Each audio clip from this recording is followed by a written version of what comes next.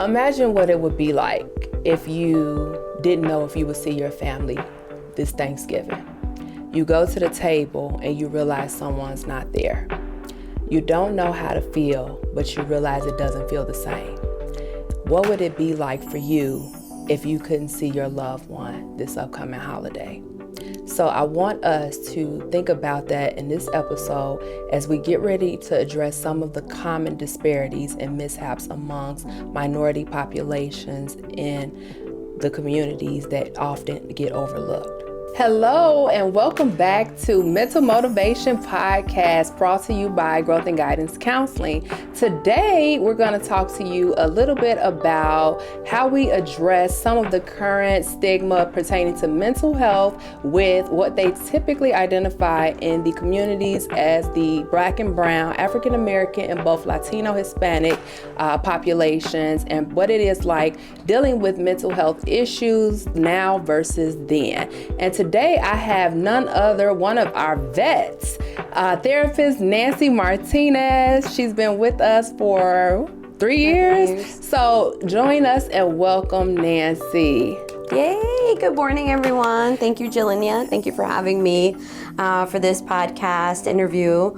I'm very proud of our company, very proud of our therapist, very proud of you and everything you've accomplished. And, I'm glad that we're here in the community, doing great work. Absolutely. So yeah, everyone, Nancy and I kind of go way back pertaining to mental health. And I remember it like it was yesterday because she reached out and she was saying, I know it's the holidays, ironic enough because it's almost the holidays again, fast forward 3-4 years later. And she said to me, I live in the area, I'm right by the office. However, I'm getting ready to go out of town. I think you were going to Mexico, was it? She was saying, I'm going to Mexico to be with family, but when I come back, I'd like to, meet with you. And so I said, okay, this is a no-brainer. We sat down for the interview and the rest is history, right? So the reason why I wanted to have Nancy here is because as you all are aware, we are coming up to the upcoming holidays, Thanksgiving, Christmas, New Year, so on and so forth. And so during this time, we really deal with a lot of excitement, but we also deal with a lot of challenges, right? Things that some people and, things that some people don't talk about. And that is dealing with mental health, right? Well, of course, we're all things mental health, but things like seasonal depression, right? Things like, grief and, being able to have the support of loved ones or maybe even not have that support. Thinking about what it's like, right, to have, your loved one or your family there. So Nancy, when, going back to, again, the reason why we wanted to have you here today, right, talking about some of these challenges as far as mental health and, what is typically identified in the minority communities. Can you tell us your perspective about how people deal with these challenges in the Hispanic community, maybe, more so now versus historically? Well, to start off, I am first generation. I'm the first girl in my family to be born here in the United States. So I can tell you firsthand growing up that, therapy is probably something that not all families believe in, right? Especially as first generation. Not only was it not a thing like growing up, also like looking back at my parents growing up in Mexico in small towns where there was no access to like good health care and therapy services, and a lot of families are low income. So I think it has to do with what our parents have been taught, what they taught us, and having access to those services. But as first generation, I know that here there has been a better improvement in promoting mental health, especially to children. And I'm really glad that has been happening. And it probably has been like post 9/11 or like post COVID and things like that. But I do feel like there is a stigma when it comes to mental health within the Hispanic community that we continue to fight, we continue to challenge, and we just continue to promote healthy emotional well-being. Okay. Okay. So can you tell us what is it like in working with clients, and not even just clients, but typically people from the, Hispanic, Latino community, pertaining to how they, dealt with mental health in the past, or maybe even how they didn't deal with it? Like, what did that look like for some of the families, in the households coming up? I think that many of our clients are first generation or second generation, and they are like kind of breaking barriers where they're the first in their family to attend therapy, where they're dealing with past generational traumas or the traumas or childhood traumas that they experience, or what we call like mommy daddy issues. So I really commend them because they are the first ones in their family to say like, hey, this is what happened to us in the past. This is the issues that our family has been dealing with, but I want to be the first one as an individual or as a parent to say like, I want to make the step to go to therapy, and I want to show my family that it is something positive, and I do want to be a positive aspect for my children so that they can also attend therapy. So I really commend our families, because not only do we see the individuals, sometimes we see like mom, dad, their children, their teenagers, then they tell other people in their family, and they're promoting therapy, but it is difficult because it is very psychoanalytic. We are going back generations. They are the first ones, so they have to like kind of retrain their brain and like relearn different things like healthy coping mechanisms. So it is a long journey, but they continue to move forward and they continue to come. So, and we're happy to help them.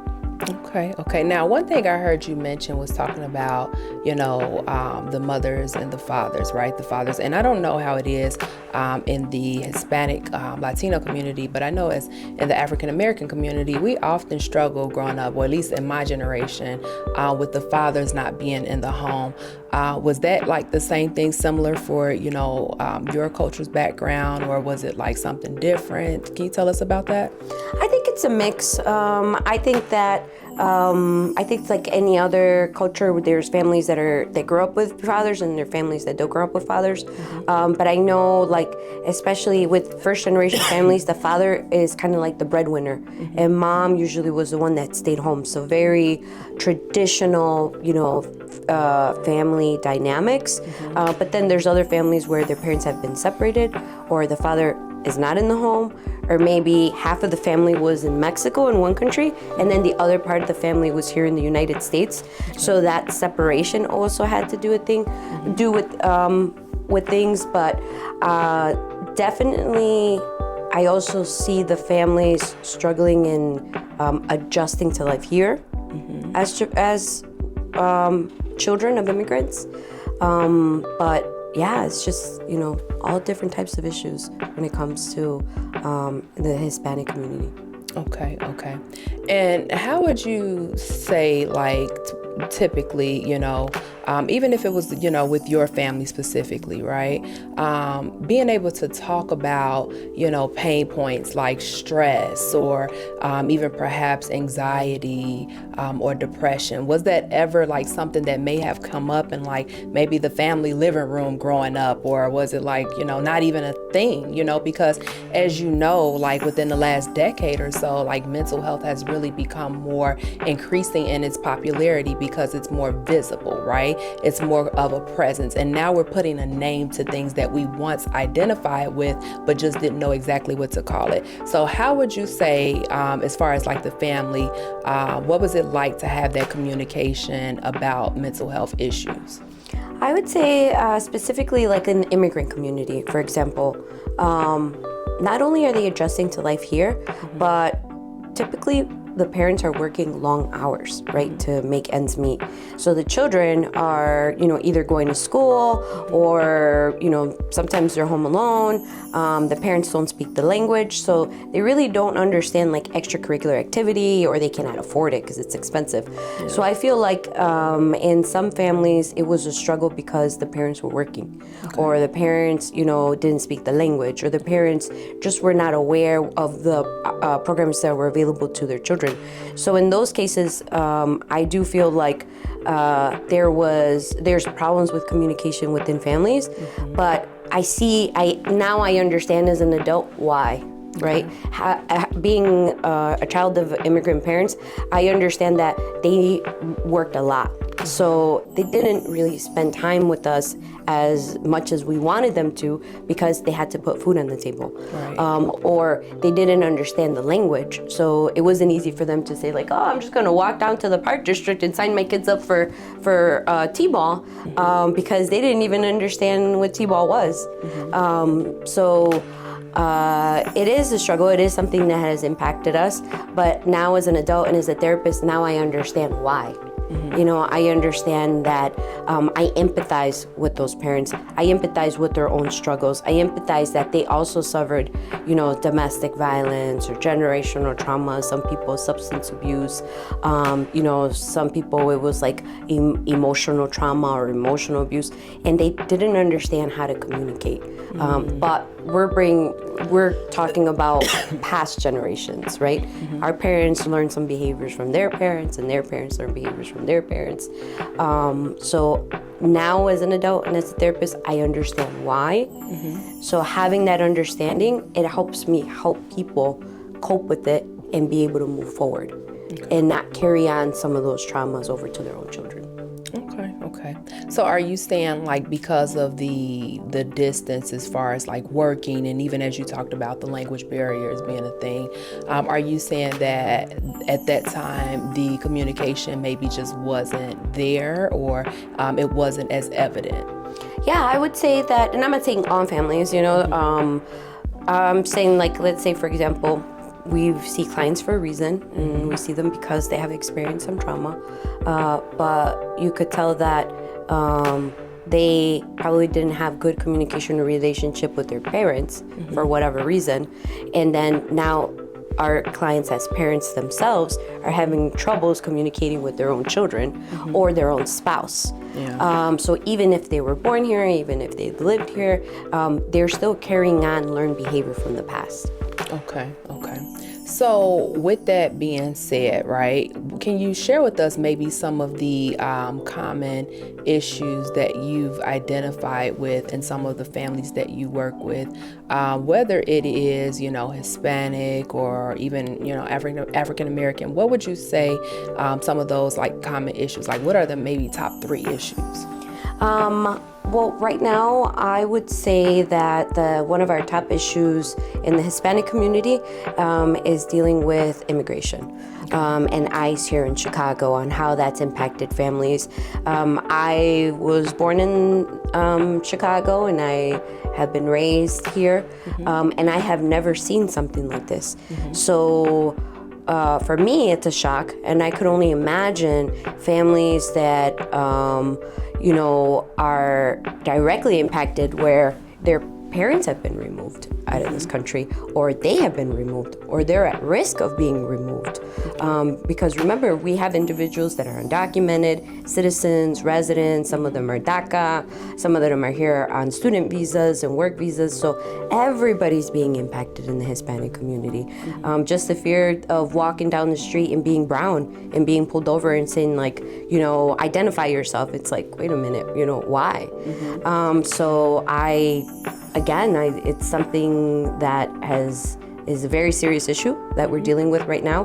But as a therapist and a social worker, we are out here trying to, you know, do as much as we can in supporting our clients and providing the necessary resources. That's a nice thing about being a social work therapist and saying like, how can I help you? Yeah. Other than being a listening ear, what are some of the resources that I can share with you so that you can share with your family?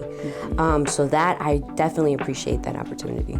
Okay. So you mentioned like the most common issue that you're addressing currently, which is, ICE and immigration. And we're going to get into that, right? That is something else we're going to get into next. But other than dealing with the current now kind of thing, what are maybe like a couple other, you know, common mental health issues that you notice you discuss or have to be addressed the most amongst the Hispanic Latino community? I would say loss of hope. Okay. And not just in the Hispanic community, African American community, other communities, like especially like, let's say for example, we're also dealing with issues with government benefits that are being cut. So when someone wakes up and and realizes that they may not eat today, they may not have a roof over their head today, they might not have their gas and light on today, that really affects their well-being, that really affects their emotions, and they can wake up and say, I'm hopeless. How am I going to get through the day? How am I going to get through the week? I've lost my job. I don't know what I'm going to do tomorrow. So hopelessness is definitely one of the biggest things that we deal with. And then within hopelessness is anxiety. Yeah. Right? Right. When you have that sense of anxiety, you can either learn to cool it and calm it, or it can be a full-blown panic attack. Yeah. So I feel like all these components together sometimes are just a ticking time bomb for someone, where maybe something minor may trigger it and they will blow. So it's definitely trying to assess humans or our clients and trying to figure out where they are, and then helping them, day by day or week by week, minimizing that anxiety, hopelessness, and depression. Okay. Now, how is that for you specifically, right? Because as therapists, oftentimes people, they see us as like the go-to, with the answers, or like we have this magic wand, or we wear this cape, and, not really, being able to see us as humans, right? But we're humans too. And how do you deal with the issues, even as a human being, first and foremost, taking on some of the things that you hear about from the people, in your community, in the sessions, like just being an empath? Like, how do you deal with that? And Nancy, I know this is like definitely a passionate topic for you, because I'm just gonna go ahead and take a minute to give you some tissue, because I see you are like overwhelmed in the face. So we want to make sure that you because this is heavy topics that we're talking about, right? You all, we don't want it to be like, we're oblivious to these things, and, that it's just something to talk about. It's the here and now. No, these are real issues that have not just been going on now, but like historically, like for decades. So as we're talking about it in real time, just know that we're affected too, right? And we're trying to figure out our best to be able to help support these people as they get through these challenges. So in thinking about this, like, how do you, deal with your own, mental health challenges, or, just staying like afloat on top of things as you try to help people navigate through these challenges? Well, first off, being a therapist, I have a dual role. So I'm a social worker during the day, and I do therapy in the evenings and the weekends. So one thing that I've learned after 23 years in social services and working with the community is that, yes, we are, the helpers, but also we have to learn to help our clients have access to their own resources. Yeah. We have to guide them and not just give them answers, because what will happen is if they will rely on you and they become dependent on you. And what happens if you're not there? Yeah. So just like we're taught as therapists, with any client, even in social services, the first day you meet your client is the first day that you're planning for discharge. Yeah. How are we preparing them in this journey so that they can advocate for themselves, so that they can become independent? Because in doing that, I believe that we're also working on our own self-care. Yeah. So that we don't become, burnt out, or, like I said, our clients may become reliant on us or dependent on us. And then after a while, we become like dependent on them, because then we're constantly worrying and taking this home. So I feel like in my years, I've learned that it's better to guide them and give them the information, so that they don't become dependent on you, and that you're always planning for the future. But at the same time, I have to take care of myself. So when the day is over, the day is over. Unless there's an emergency, we're going home. You know, we have to go home to our family. We have to learn to switch it off. We have to learn to, like, even after a long day, not to, you know, displace those feelings on other people. In reality, like, it's not being selfish. It's saying, like, I have to be okay for myself too in order to be okay for you tomorrow. Absolutely. So taking your own advice. Taking your own advice, for sure. Definitely. So with that being said, right, because I think it's really important for us to be aware of what that needs to look like, right? As we talk about this, and I don't want to get too off topic because I really want us to get into the next main point before we close out. And that is, you know, understanding what it's like, you know, how to have that compassion, right? And that empathy for others, but also for ourselves. Because if you can't be compassionate, you know, and empathetic and treat yourself right, how are you going to do that for other people?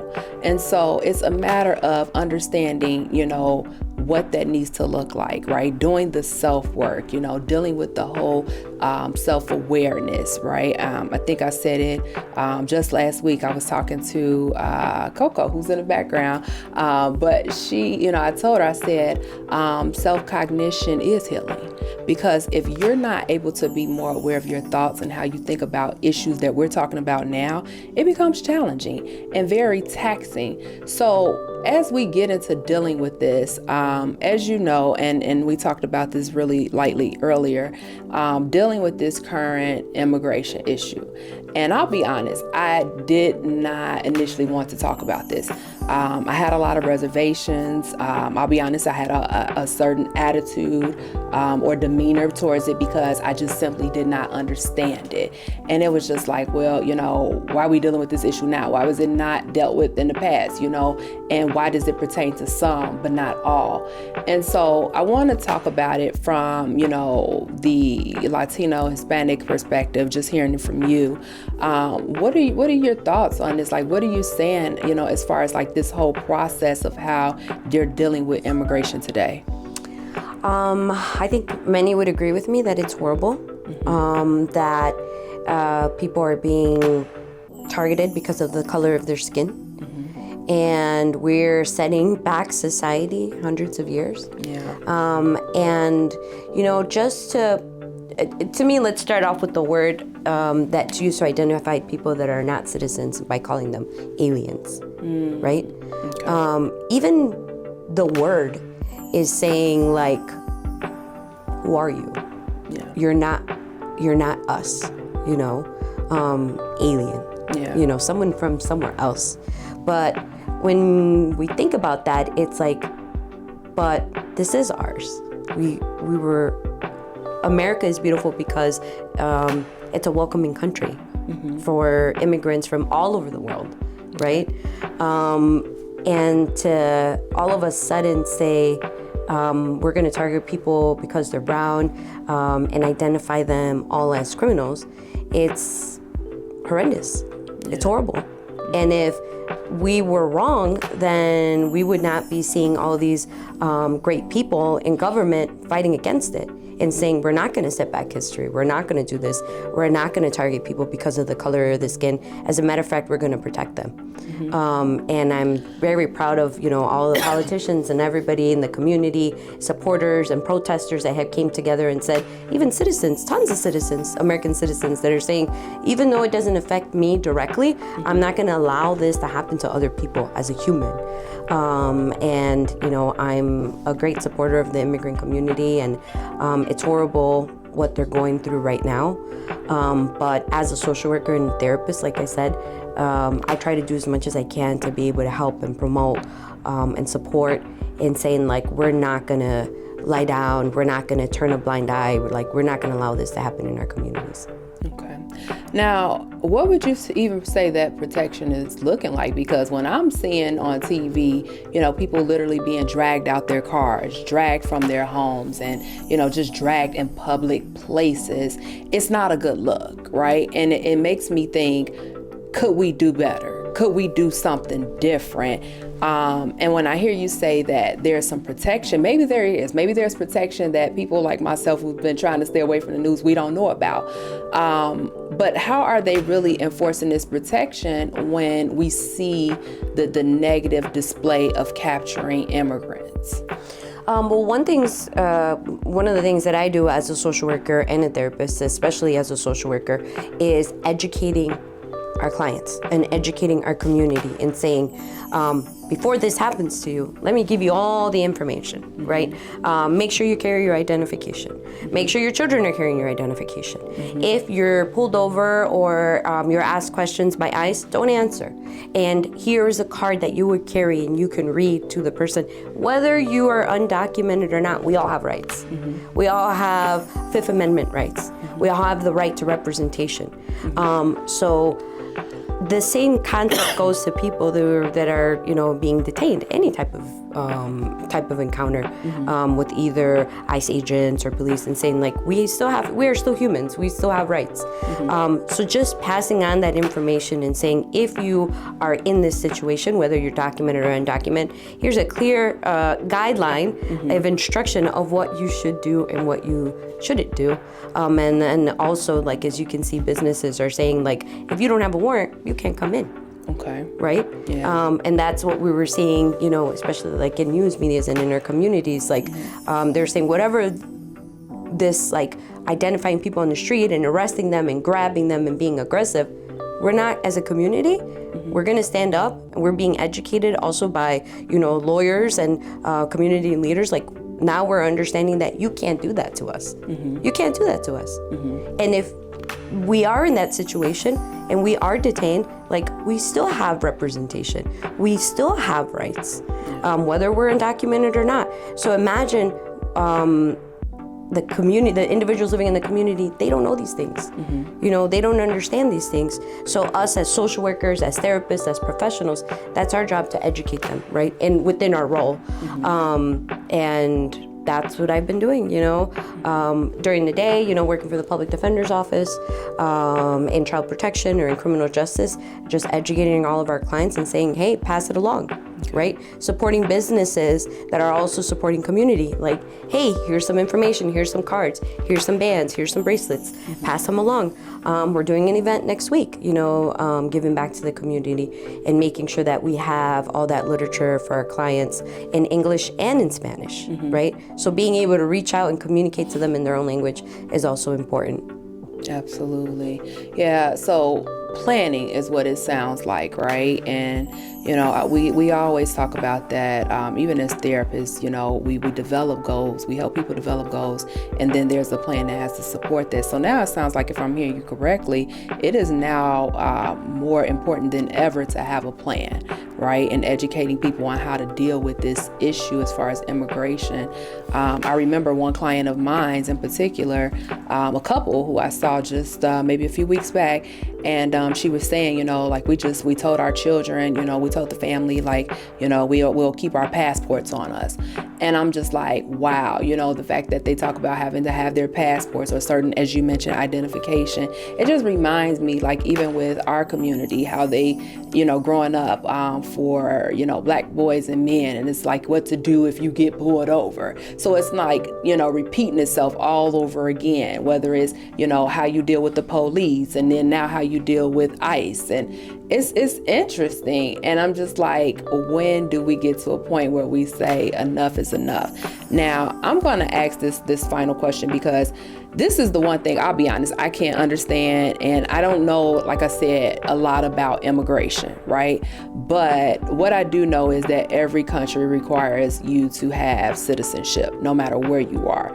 And so I don't know if maybe, Nancy, you can shed some light on this or speak to this, but what is it? What does it take? Like, how do we deal with this whole issue? Because let's just say how is it a situation where if a person has been here, 20, 30 plus years, like, is it a financial issue? Like, what's maybe stopped this person from getting the citizenship that they needed that could have perhaps prevented some of this? Could it have been prevented?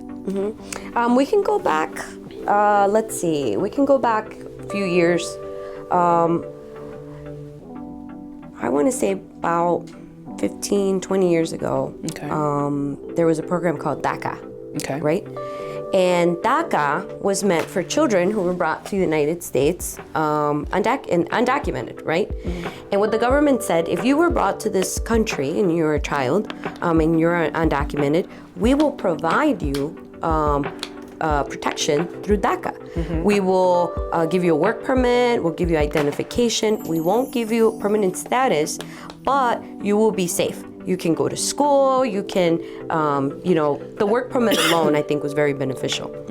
And in the future, this is a pathway to residency and then citizenship. So a lot of the DACA recipients, they took advantage of the opportunity. And a few years back, the president said, no more DACA. Whoever's in is in, and who didn't make it, sorry, right? So for the DACA recipients who are now, the children are now in their 30s and 40s today, because that program has been disrupted each time through the presidencies, they are still waiting for their residency and their citizenship. Many of them have not achieved residency or citizenship. So even though they have never committed a crime, they have done well, they're in school, they have their work permits, they own businesses, they're professionals, at any point they can no longer be here. After being here their whole life, after some of the DACA recipients no longer have family in their country, maybe their parents are no longer living, they've built a life here, they're married with children. And imagine how unfair for that population for them to say, I've been waiting my whole life. I've been doing very well. I've been a stand-up citizen of this country. I have paid taxes.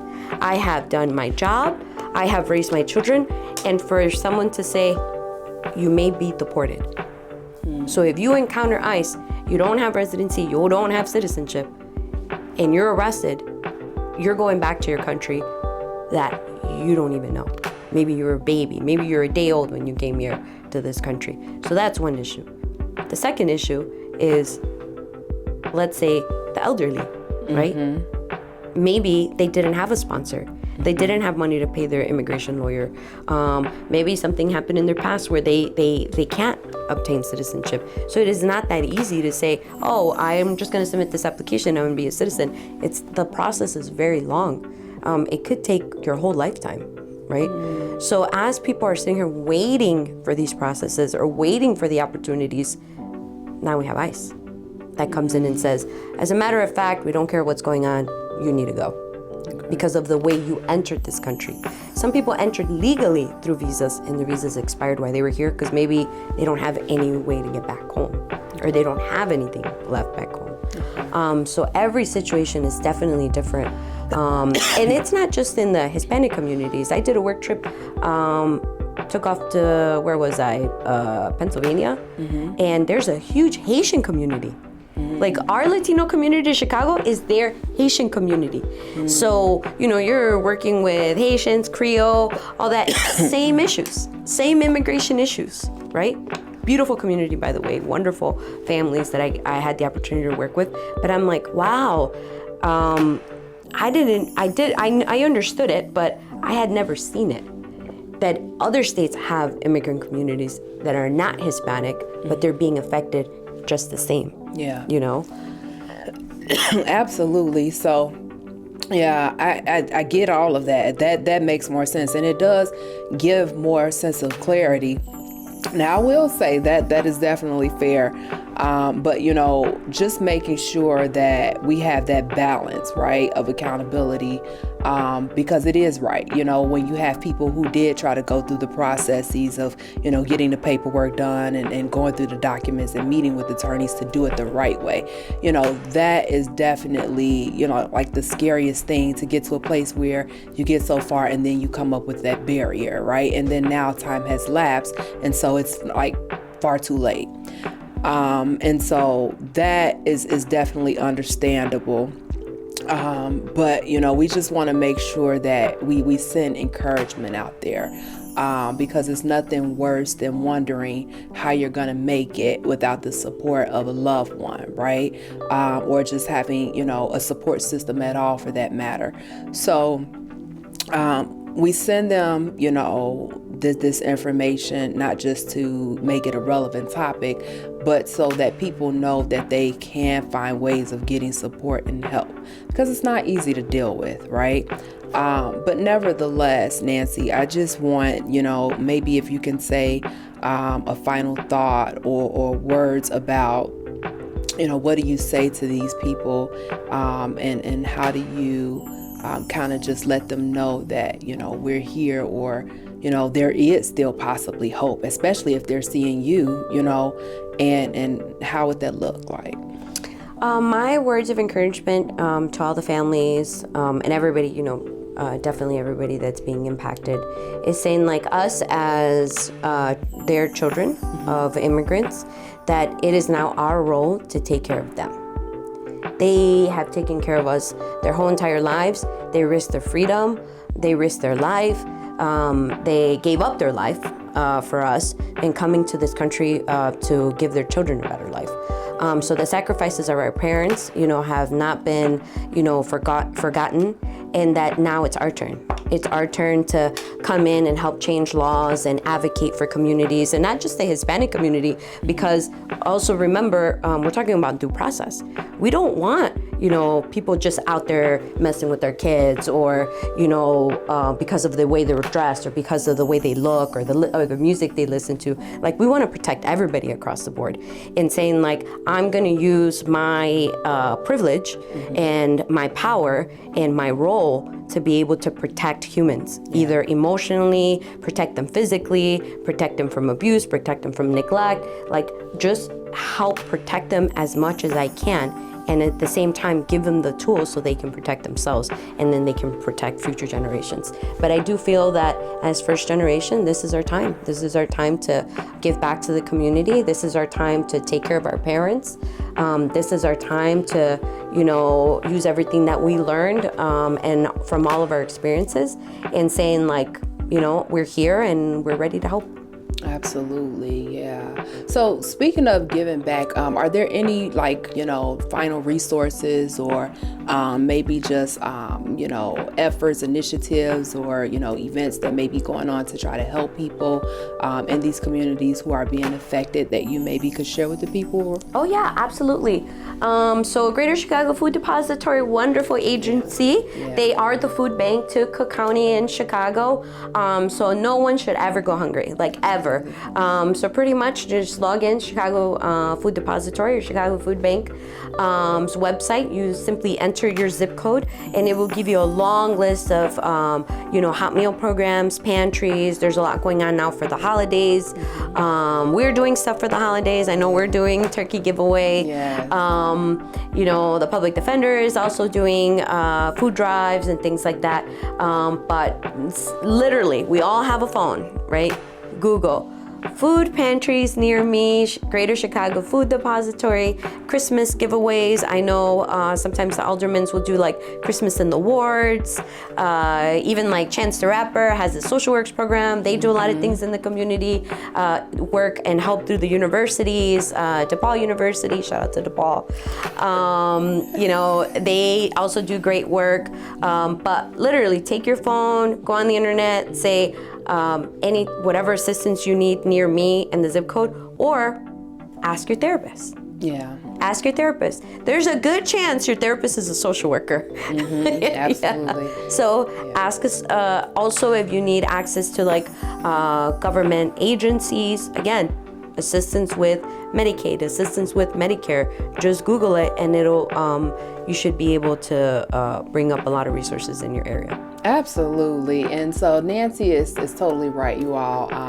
Coming to therapy is not just about, just talking about your issues. We also are what we call resource navigators. So we're either, sharing information with you based on whatever your identified need is, giving you those resources or telling you where you can find them. And so we just want to encourage those out there, who may be in need of support, to definitely seek therapy, because again, it's not just, talk therapy, or we're not trying to psychoanalyze you, but we are also dealing with the real true heart issues, helping you get to the core of it, not just with the healing aspect, but also growing. And part of that growing, yes, is through getting the information, gaining those resources. So yes, Nancy is absolutely right.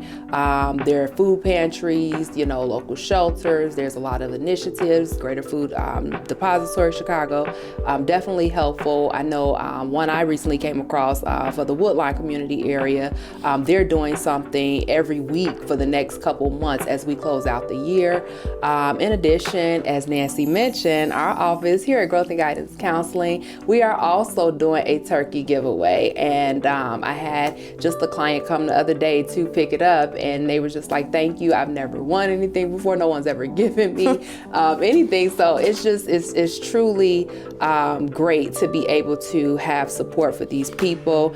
And nevertheless, we're just, really remaining hopeful to the hopeless. And so we just want to give that support, let them know that they are not alone. We know they're scared, right? We know people are really, having a hard time, don't even know probably where their next meal is going to come from. And, we really empathize with them, but we want to leave them with, yes, there is some hope. So with that being said, you all, I know we're just at time. I want to thank you all for joining us. And I want to say happy holidays to everyone who celebrates. And also don't forget to please check on your health as the year ends, people. If you have not made it to the doctor this year, it is not too late. Get your physical exams, checkups. You can still see us, therapy. If you have EAP, a lot of people who are still working, please ensure to seek EAP through your employer. That is the Employee Assistance Program, where you get free sessions. Right? Free sessions at no cost to you, and you can come on and see us. So just please don't forget to check on your health as the year ends. And again, thank you for joining us. I am Jalinia Logan, and this is Nancy Martinez, and we are signing off of the Mental Motivation Podcast. Thank you. Bye.